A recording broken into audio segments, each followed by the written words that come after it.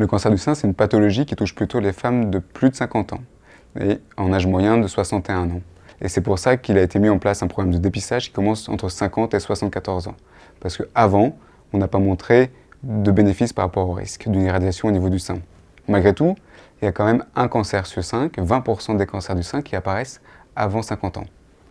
Et donc, il est important de quand même avoir un suivi, même si ce n'est pas par mammographie.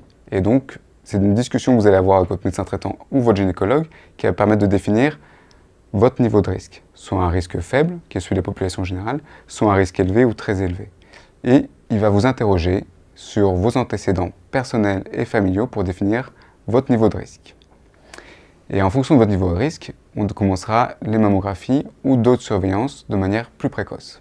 Ce niveau de risque va être défini en fonction de vos antécédents personnels, et ça va être par exemple lorsque vous avez eu de l'irradiation thoracique dans votre enfance, adolescence, jeune âge, principalement pour les lymphomes, les maladies d'Hodgkin, ou si vous avez déjà eu des anomalies au niveau du sein, qu'on appelle des atypies, qui ont été soit enlevées, soit biopsiées. Dans ces deux cas, il y a un intérêt à débuter de la surveillance de manière plus précoce. Et puis, il y a les antécédents familiaux. Et ça, c'est important de signaler tous les cancers du sein et de l'ovaire que vous avez dans votre côté paternel et de votre côté maternel. Et souvent, il y a une idée reçue qui est que du côté du père, ça ne compte pas. Et c'est faux. Donc il est important de reporter les deux côtés, côté paternel et maternel. Et votre médecin traitant ou votre gynécologue, en fonction de ce que vous décrirez, permettra de savoir s'il y a un intérêt à faire un test génétique qui permet de savoir s'il y a une mutation génétique qui favorise le cancer du sein et ou de l'ovaire. D'accord ? Et parce qu'il faut savoir qu'il y a à peu près 2 à 3% des cancers du sein qui sont d'origine génétique. Et donc c'est important de signaler, par exemple, s'il y a beaucoup de cancers du sein chez des femmes même de plus de 50 ans. Ou quelque chose qui me met encore la puce à l'oreille, des cancers du sein chez des femmes jeunes, avant 40, avant 50. Ou un cancer du sein chez un homme. Ou un cancer de l'ovaire chez une femme qui a moins de 70 ans. Tout ça, c'est des éléments qui doivent être connus de votre gynécologue ou votre médecin traitant pour qu'il puisse savoir s'il y a besoin de faire un test génétique dans votre cas. Pour toutes les femmes qui sont ni dans un risque élevé ni dans un risque très élevé, il n'y a pas de préconisation. Et donc, ce qui est important, c'est l'autopalpation des seins, qu'on va dire de manière mensuelle, si possible après les règles, parce que les seins sont plus souples et plus faciles à examiner.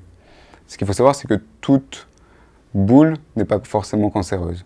Mais il faut connaître son corps pour pouvoir apprécier quand une modification intervient. Et ça va consister déjà à regarder sa poitrine pour voir s'il y a une modification de la couleur, de la forme, une rougeur. Donc toute modification, elle n'est pas cancéreuse, mais elle doit quand même alerter.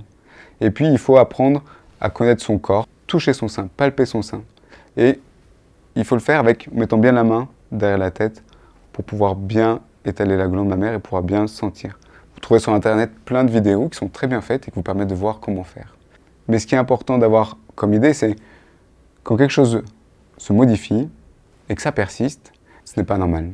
Si vous avez une boule, mais que vous l'interprétez à un choc, ou une rougeur que vous interprétez comme étant une brûlure, mais qui persiste, même si pour vous elle est liée à un événement, c'est important d'avoir un avis médical sur ces modifications de votre glande mammaire. Qu'on soit jeune ou après 50 ans, le dépistage, qu'il soit organisé ou individuel, il permet de dépister des cancers plus tôt et qui nécessiteront donc des traitements chirurgicaux souvent moins importants, moins délabrants. Parce qu'il faut savoir que lorsque les cancers sont de petite taille, on peut conserver dans la majeure partie des cas le sein et quand ça fait moins d'1 centimètre, la chimiothérapie est rarement nécessaire.